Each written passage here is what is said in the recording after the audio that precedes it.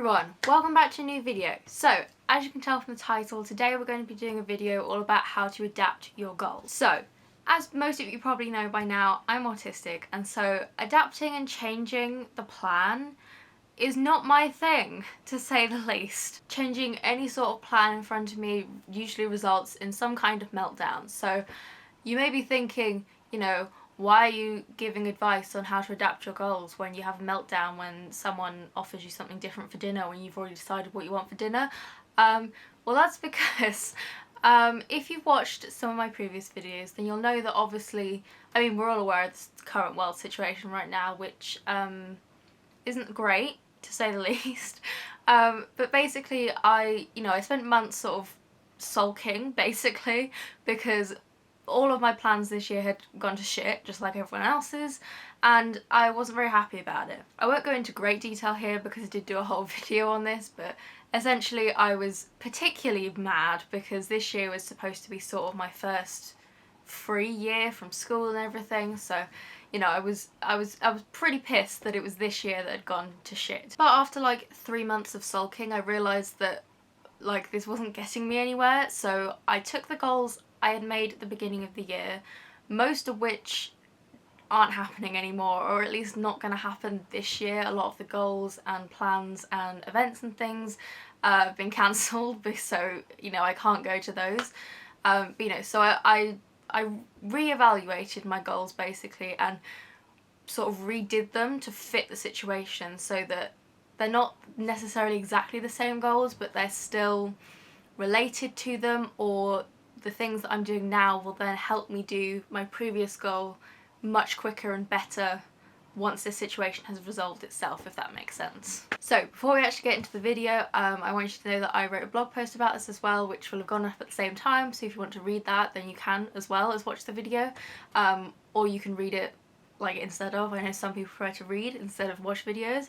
I personally prefer to read blog posts, so that's an option if you want to. I've also included a little additional bit on my blog which is about how to actually find things to do if you haven't necessarily got any goals or any goals that are adaptable. So if you're really struggling for stuff to do and you just don't know what to do at all, then go and read that because I've got a little extra section on how to find things to do. But other than that, let's get into the actual video. So the first thing I suggest you do when you're trying to adapt and reevaluate your goals is just to write them all down.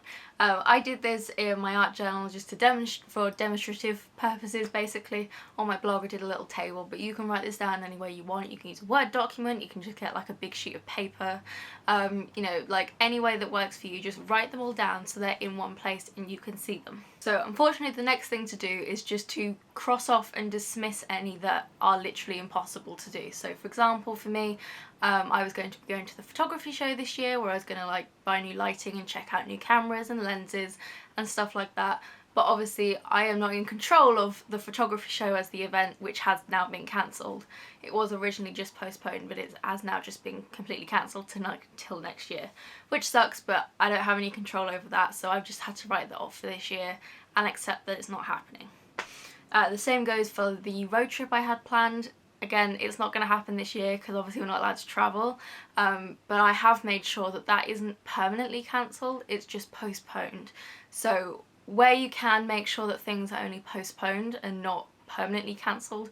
Obviously if it's an event you have no control over, then that's not your problem, but just don't completely give up on ideas just because they've been ruined this year, but just put them off and book them in for some other time. So once you've established what goals and events and things just aren't going to work at this point and they're off your list, look at the ones you have left. So some of them you will still be able to do at home fairly easily with very little change really. So for example, one of mine was just to read every day.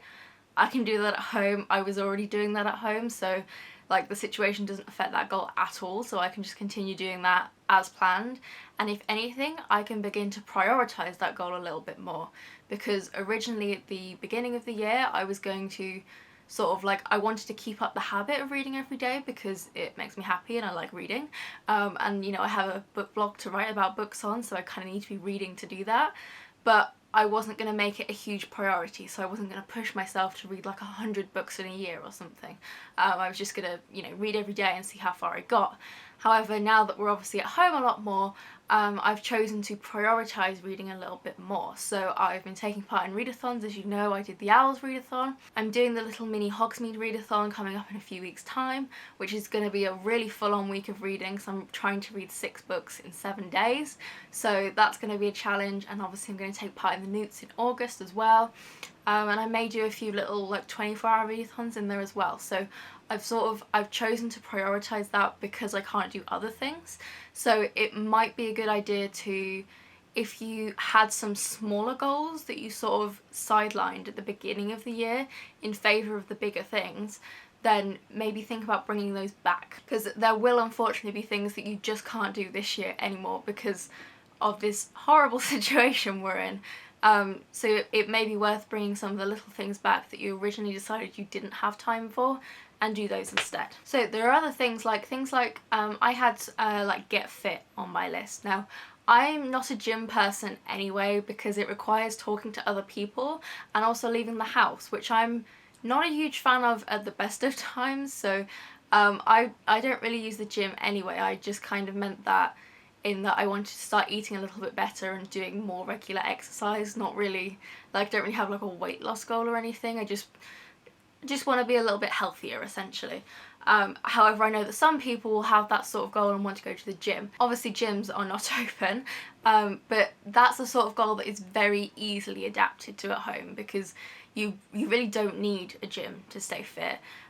You know, you can jog outside, you can just go for walks, you can, you know, like, you can do sit-ups in the safety of your own bedroom. So that's the sort of goal that is very easily adaptable to, you know, not being able to leave the house. But there are some that are going to be a bit more complicated. So obviously I don't know what your guys' goals are, but I'm going to use the example of building my photography portfolio, because this is one that has a lot of layers and requires a lot of outside and other people, so it's a good one to demonstrate with. So you probably know that I'm a photographer. I think we've all established that by now, and I'm thinking, I've just essentially finished my first year of college.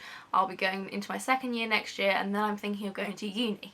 So obviously in order to get into uni, I need a photography portfolio to put forward, and you know, I need one anyway if I'm gonna ever look for work and stuff, so I need to do that basically. And one of my biggest goals this year in terms of sort of my education slash business prospects, I guess, was to build my portfolio.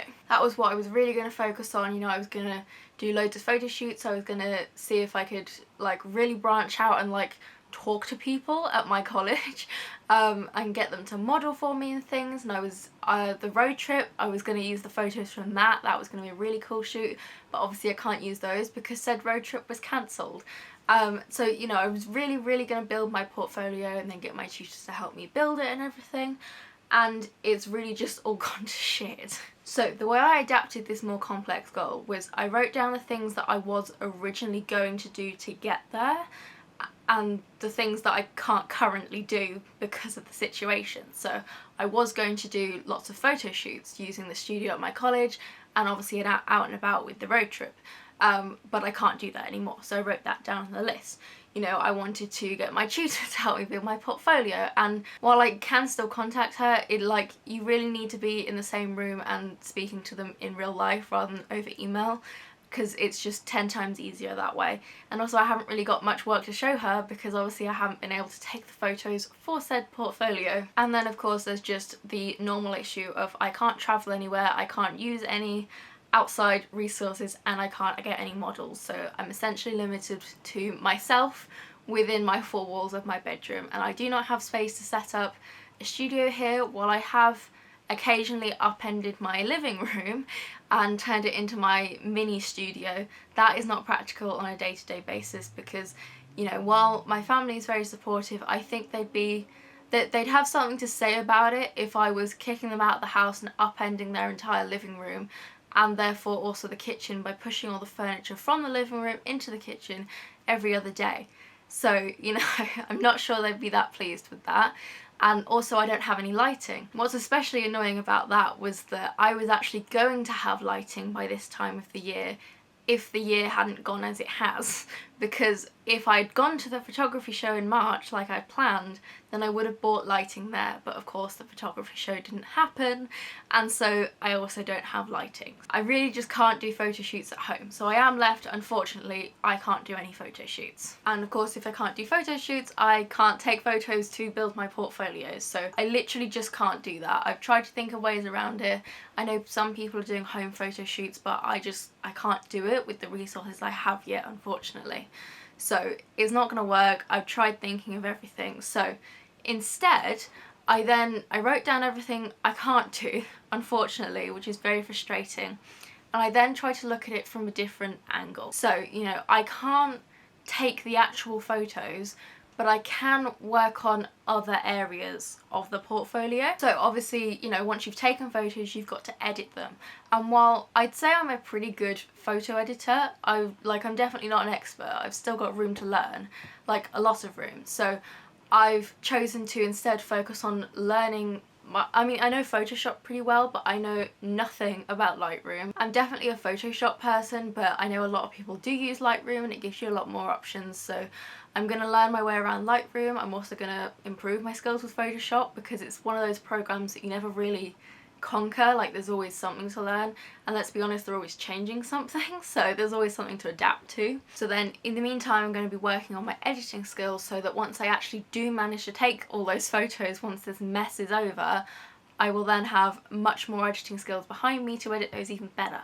So, you know, it's not perfect because usually I'm more of a learn as I do kind of person, but given the situation I don't have much of a choice, so I'm sort of swapping the steps around.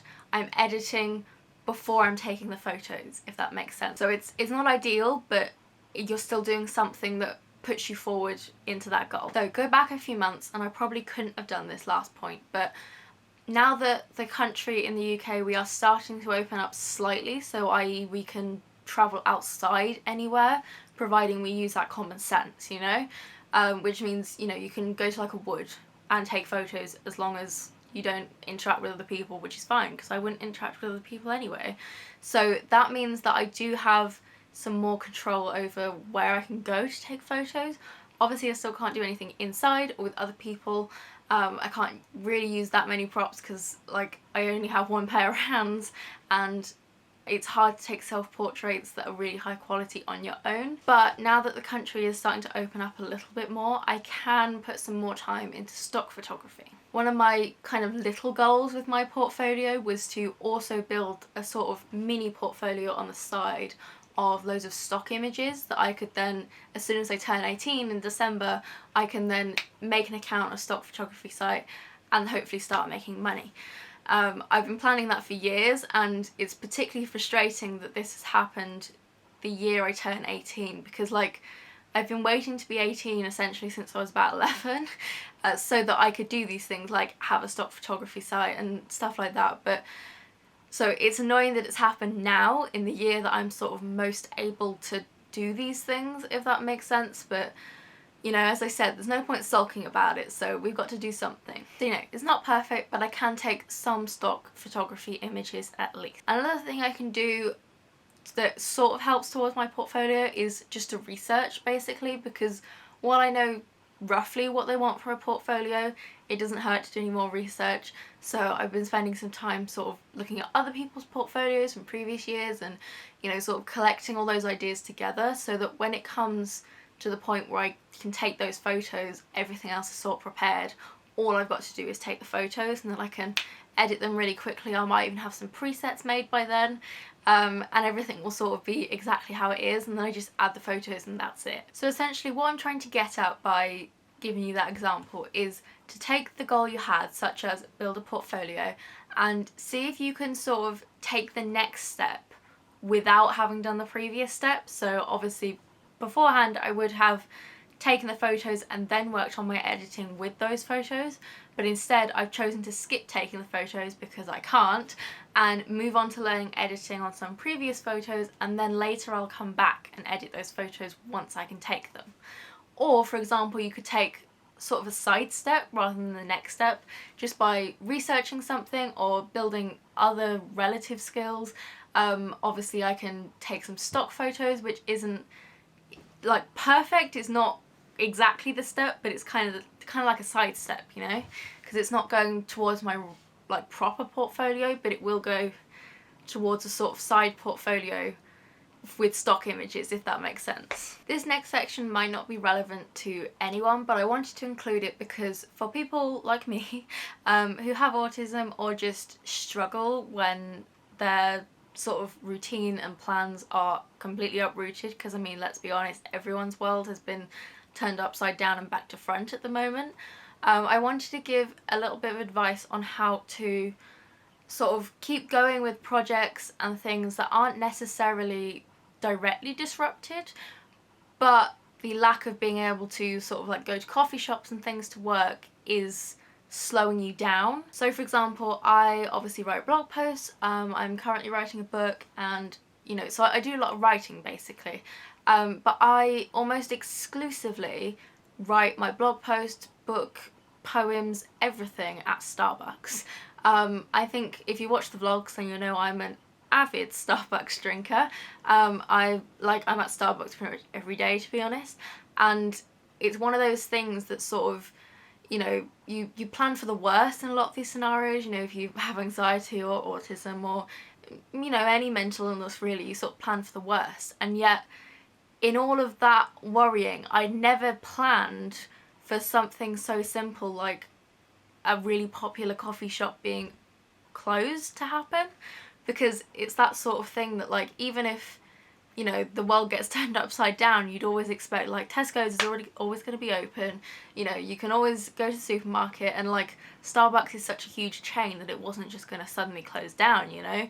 So it's the sort of thing that you'd never plan to be taken away from you, but obviously it's been taken away from everyone because everything's closed at the moment. So that obviously means that with Starbucks closed, I can't go and write there, which has had a huge impact on, you know, writing in general. So there has been a little bit of a dip in blog posts the last few months because I just really struggle to find the motivation to write at home. I don't know what it is, but I struggle. So if you're like that, in that you usually do something in a specific location that you obviously can no longer access, I would suggest sort of giving yourself an extension on those goals.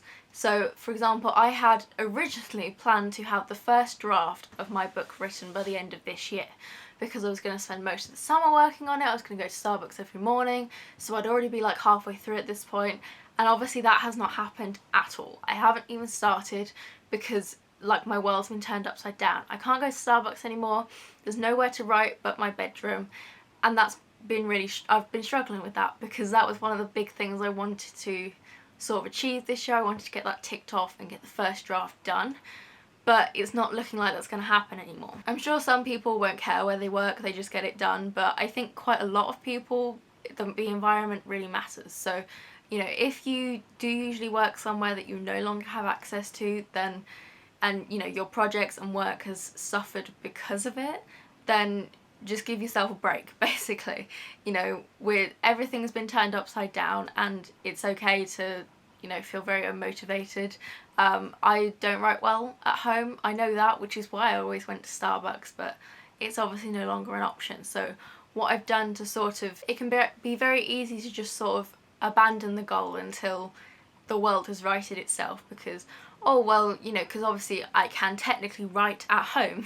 You know, I have a laptop, there's nothing stopping me from writing. I can open my laptop and I can write, but I know for a fact that I will not write as better quality, I will write slower, and I won't enjoy it as much. So it's very tempting to sort of put it off and scrap it until the world goes back to normal so that I can write at Starbucks again.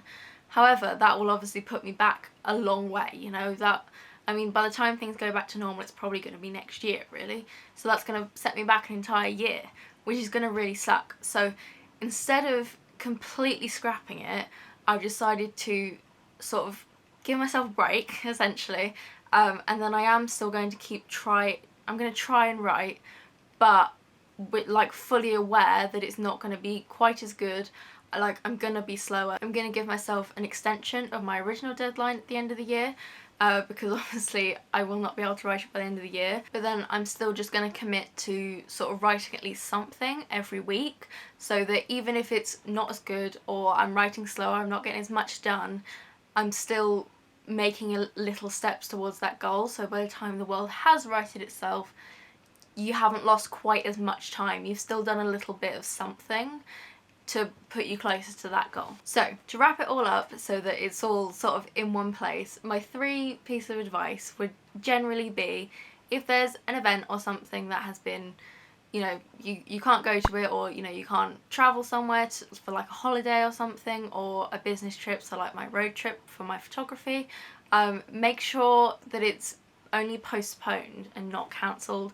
Even if you can't actually reschedule it yet because nothing's available to book, just make sure you don't forget about it and make sure it is rescheduled at some point. If it's a bigger, more complex goal like my building my portfolio, see if you can take the next step before you take your original step, or take a side step to do something relevant but not exactly that, so that you're still making steps towards that goal without doing the thing that you obviously can't do at the moment. Finally, if your goals involve going somewhere, or you know, being with someone that you obviously cannot do at the moment, see if you can find a way to do it at home, even if you're doing it slower and not quite up to your usual standard, so that when things do open back up, you can then, it'll be a lot quicker to fix it, if that makes sense. So if you're writing something, then get it all down on paper, so then as soon as you are back to work properly, where you can work properly, then you can just edit it really quickly, and the bones are already there, so it's only going to take you 10 minutes to edit it rather than another hour to write it, if that makes sense. So, and of course I would also advise to sort of bring back some of the smaller goals that you may have originally sidelined at the beginning of the year in favour of the bigger goals that you obviously can no longer do. So, you know, if you'd said you wanted to eventually learn to play the guitar but you decided that wasn't a priority anymore, maybe now's the time, because I mean, you can order a guitar online, so order one and get started, because we're going to be stuck here for quite a long time still. So yeah, that is sort of all of my advice on how to adapt your goals, or you know, sort of accept essentially that you just can't do them. I know it's frustrating, trust me, I know. I hate it when the plans change, because you really don't get much more inflexible than me. Like, you cannot change the plan on me, so the fact that I've been able to adapt should hopefully send some positive vibes your way, because I mean, if I can do it, then you can do it. So yeah, I hope this video was helpful in some way, and remember, you can read it as well, and there's some little extra tips on my blog as well, so if you want to check that out, then I'll leave the link down below. It's photography.samanthadrage.co.uk. And yeah, that is kind of it for the end of the video. So I hope you found this helpful. If you have any tips on how you adapt your goals, or you know, what you're doing to keep yourself sane during this time, then leave them down below so that other people can read them, and I can also, and maybe employ them in my own life. Yeah, like it if you enjoyed it, or if you found it helpful, or a bit of both. Subscribe for more. I do weekly vlogs, and there will be other videos in between when I make them. And other than that, I will see you in the next video.